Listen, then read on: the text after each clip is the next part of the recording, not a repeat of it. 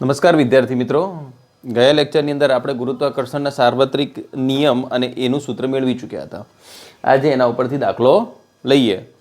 ફરીથી એક વખત લઈ લઈએ કે ગુરુત્વાકર્ષણના સાર્વત્રિક નિયમનું સૂત્ર શું હતું.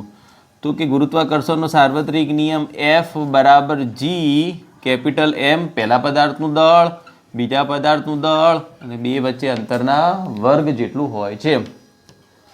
F બતાવે ગુરુત્વાકર્ષણ બળ, G બતાવે ગુરુત્વાકર્ષણનો સાર્વત્રિક અચળાંક, M બતાવે પહેલા પદાર્થનું દળ, M બતાવે બીજા પદાર્થનું દળ, આ બતાવે બે વચ્ચેનું અંતર. ચલો હવે આ દાખલો શું આપેલો છે? પૃથ્વી અને ચંદ્ર માટેનો છે.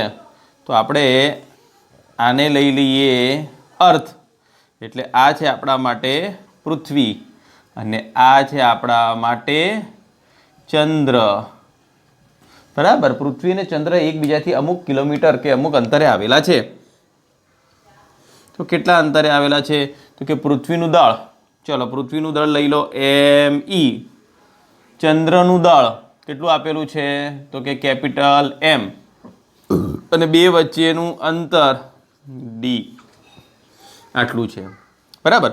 તો કે આ પૃથ્વી અને ચંદ્ર, પૃથ્વીના કારણે ચંદ્ર પર લાગતું ગુરુત્વાકર્ષણ બળ શોધવાનું છે. શું આપેલું છે? અહીંયા આગળ લખી શકાય કે ભાઈ પૃથ્વીનું દળ કેટલું આપેલું છે. લખીએ, જે ભૌતિક રાશિ આપેલી છે લખીએ.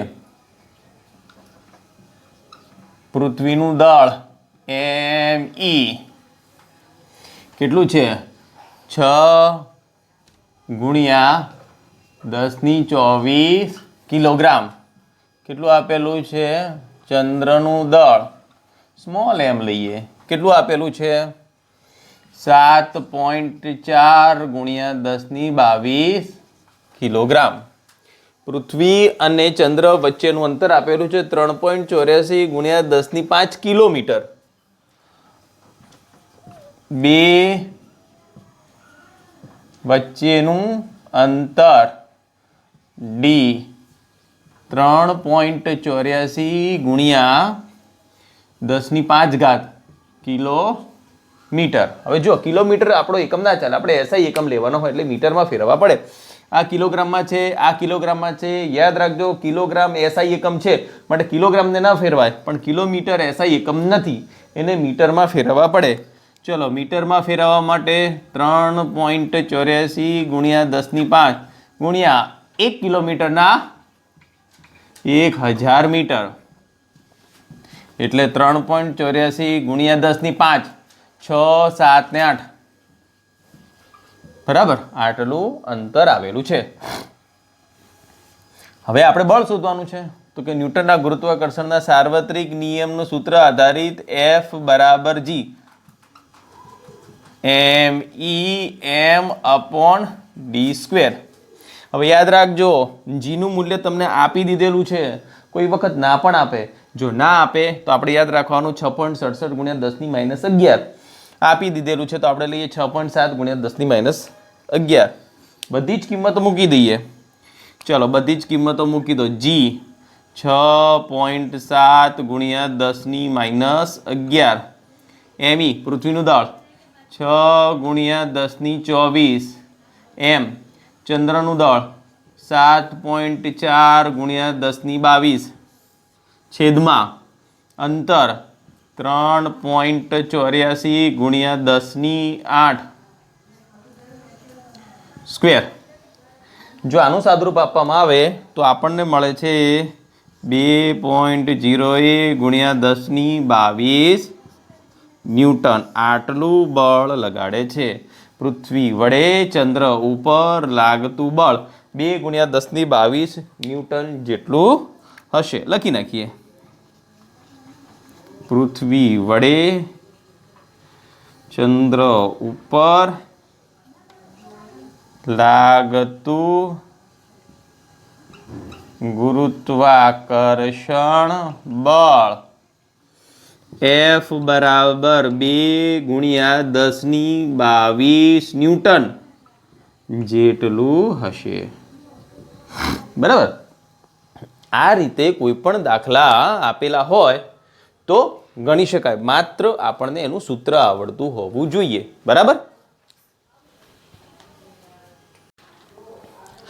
ગુરુત્વાકર્ષણ ચેપ્ટરની અંદર એક નવી બાબતનો આજે અભ્યાસ કરીએ, મુક્ત પતન એટલે કે ફ્રી ફોલ. પૃથ્વીની સપાટી ઉપર જ્યારે પણ કોઈ પદાર્થને આપણે મુક્ત કરીએ છીએ, દાખલા તરીકે આ બોલપેન છે અને આ બોલપેનને હું પૃથ્વીની સપાટીથી અમુક ઊંચાઈએ મુક્ત કરું છું તો એ હંમેશા નીચે પડવાનો ગુણધર્મ ધરાવે છે. પૃથ્વીની સપાટી ઉપરની કોઈ પણ વસ્તુ અથવા તો પૃથ્વીની સપાટીની બહાર નજીકની અંતરે આવેલી કોઈ પણ વસ્તુ પૃથ્વીના ગુરુત્વાકર્ષણ બળના કારણે પૃથ્વી તરફ ખેંચાય અને પડવાનો ગુણધર્મ ધરાવે છે. એને કહેવામાં આવે છે મુક્ત પતન. કોઈ પણ પદાર્થ પૃથ્વીના ગુરુત્વાકર્ષણ બળના કારણે જ્યારે પૃથ્વી ઉપર પડતો હોય તો એના વેગમાં સતત વધારો થાય છે. અમુક બાબતો નોંધીએ. પૃથ્વીના ગુરુત્વાકર્ષણ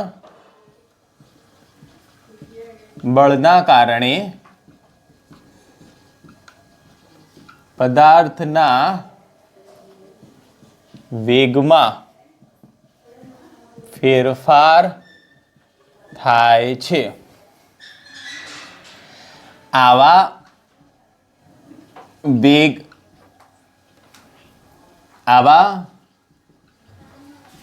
ફેરફારવાળા વેગને પ્રવેગ કહે છે. ધારો કે કોઈ m દળવાળા પદાર્થને પૃથ્વી પરથી h ઊંચાઈ પરથી મુક્ત કરવામાં આવે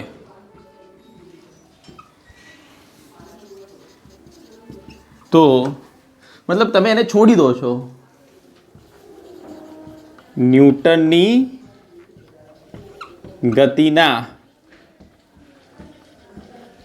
બીજા નિયમ પ્રમાણે તેમાં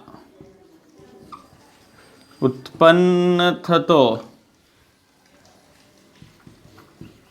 ગુરુત્વીય પ્રવેગ g હોય છે. કોઈ પણ પદાર્થને તમે છોડી દો તો એ સીધો નીચે જાય છે, એના વેગમાં ફેરફાર થાય છે. અને કોઈ પણ પદાર્થને તમે ઉપર ફેંકો તો એનો વેગ સતત ઘટે છે. આ વેગમાં જે ફેરફાર થાય છે એને આપણે કહીએ છીએ પ્રવેગ. પરંતુ અહીંયા ગુરુત્વાકર્ષણ બળના કારણે વેગમાં ફેરફાર થાય છે.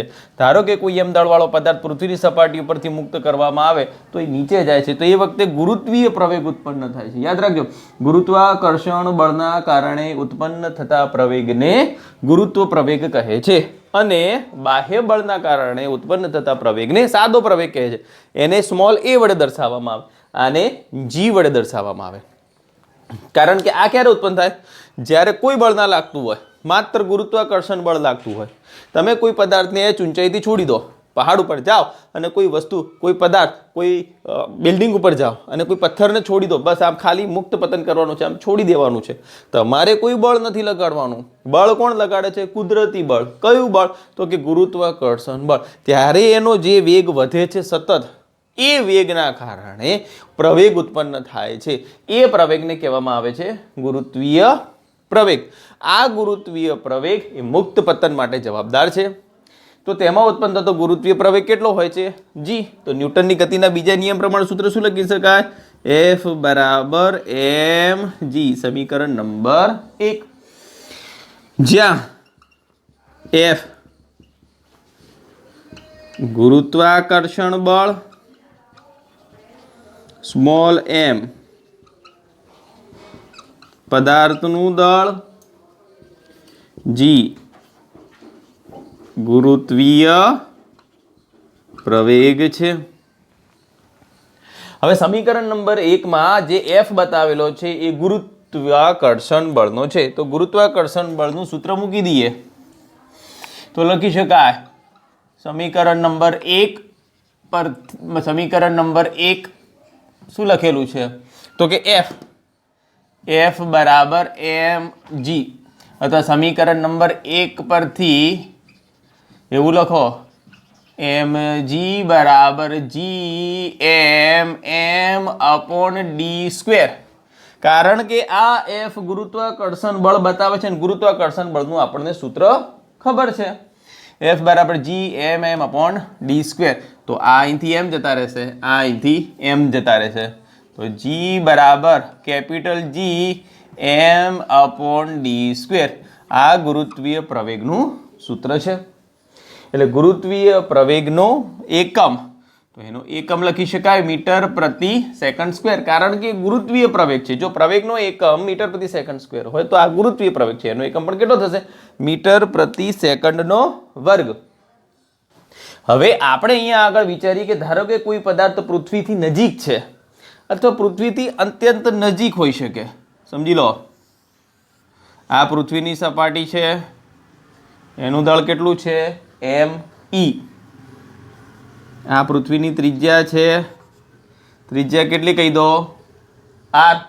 પણ પૃથ્વીથી અહીંયા આગળ કોઈ પદાર્થ રાખેલો છે, એનું દળ કેટલું છે? m. અને પૃથ્વીથી એટલો નજીક રાખેલો છે તો કે લગભગ પૃથ્વીની ત્રિજ્યા જેટલા અંતરે રાખેલો છે. પૃથ્વીની ત્રિજ્યાને re કહી દો તો ચાલે. તો પૃથ્વીના કારણે આ પદાર્થ પૃથ્વીથી ખેંચાશે અને પૃથ્વી ઉપર આવશે, તો એ વખતે ઉત્પન્ન થતો પ્રવેગ આ સૂત્રથી લખી શકાય. ge. ge એટલે પૃથ્વીની સપાટી પર ઉત્પન્ન થતો ગુરુત્વ પ્રવેગ. પૃથ્વીના કારણે ઉત્પન્ન થતો ગુરુત્વ પ્રવેગ. ચંદ્રની સપાટી હોય તો gm લખી શકાય. અહીં લખી શકાય પૃથ્વી, અહીં લખી શકાય કોઈ પદાર્થ. તો આ કેપિટલ G તો એમને એમ લખી દો. m એટલે પૃથ્વીની ત્રિજ્યા દળ, તો me. અને d એટલે આપેલા પૃથ્વીના કેન્દ્રથી આપેલા પદાર્થનું અંતર, તો d બરાબર શું લખાશે? re². તો કે પૃથ્વીની સપાટી ઉપર જ્યારે કોઈ પદાર્થ મુક્ત પતન કરતો હોય તો એ મુક્ત પતન દરમિયાન કેટલો ગુરુત્વ પ્રવેગ ઉત્પન્ન થશે એ આ સૂત્રથી શોધી શકાય.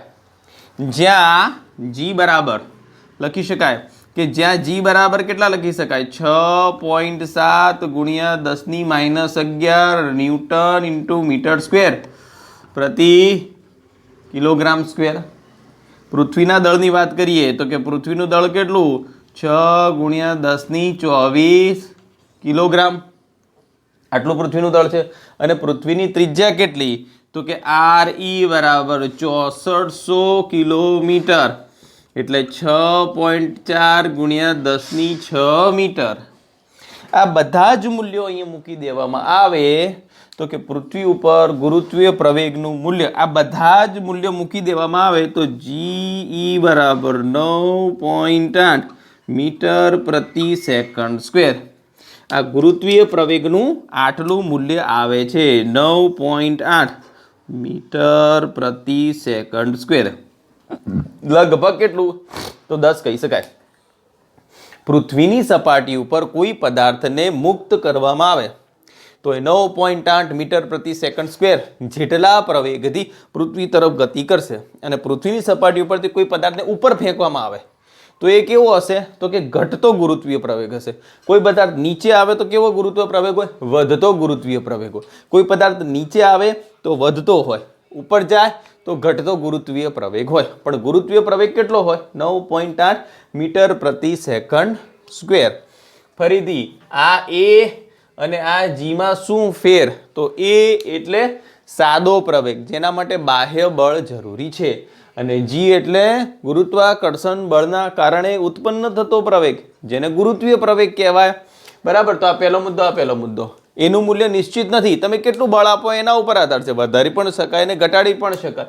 આનું મૂલ્ય તો કેટલું છે? 9.8 મીટર પ્રતિ સેકન્ડ સ્ક્વેર જેટલું છે. આને પણ પ્રવેગ કહેવાય, આને પણ પ્રવેગ કહેવાય.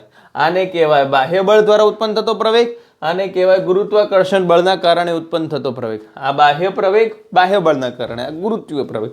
આનું મૂલ્ય નક્કી છે 9.8 મીટર પ્રતિ સેકન્ડ સ્ક્વેર.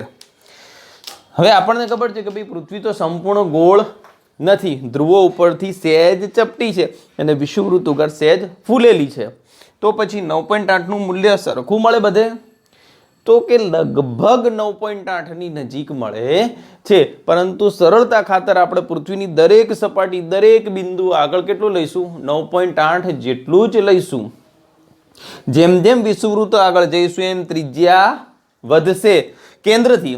તમે જેમ જેમ આ વિષુવવૃત્ત આગળ જાઓ, વિષુવવૃત્ત ક્યાં આગળ આવેલું છે? તો કે આ વિષુવવૃત્ત છે. તમે જેમ જેમ વિષુવવૃત્ત આગળ જાઓ તો ત્રિજ્યાનું મૂલ્ય શું થશે? વધશે. જો ત્રિજ્યાનું મૂલ્ય વધે તો ગુરુત્વીય પ્રવેગ ઘટે. અને તમે જેમ જેમ કેન્દ્ર આગળ જાઓ તો ત્રિજ્યાનું મૂલ્ય શું થશે? ઘટશે. તો ગુરુત્વીય પ્રવેગ વધશે. એક્ઝેક્ટ મૂલ્ય લેવામાં આવે તો કે વિષુવવૃત્ત આગળ ગુરુત્વ પ્રવેગ ઓછો હોય, ધ્રુવો આગળ ગુરુત્વ પ્રવેગ વધારે હોય. પણ એમાં પણ કેટલો? બહુ જ અવગણી શકાય એટલો ફેર હોય છે.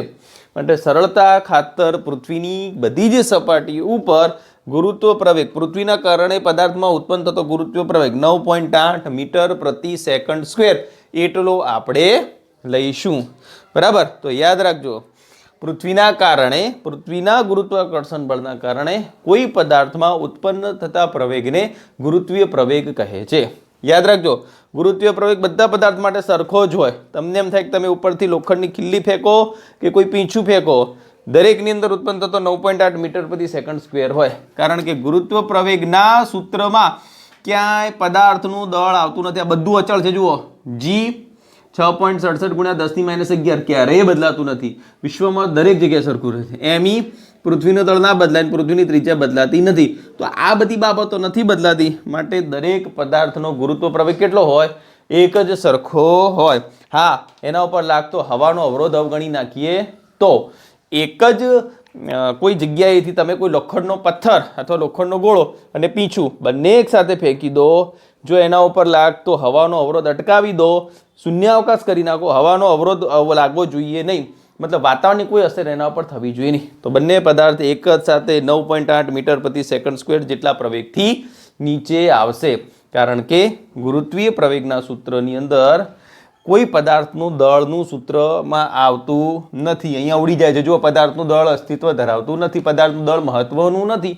મતલબ પૃથ્વીની સપાટી ઉપર ગમે તેટલો ભારે પદાર્થ અને ગમે તેટલો હલકો પદાર્થ, બંને પદાર્થો માટે જીનું મૂલ્ય તો 9.8 મીટર પ્રતિ સેકન્ડ સ્ક્વેર એટલું જ રહે. એમાં કોઈ ફેરફાર થતો નથી. બરાબર? સારું, આ લખી નાખજો, મહત્વનું છે.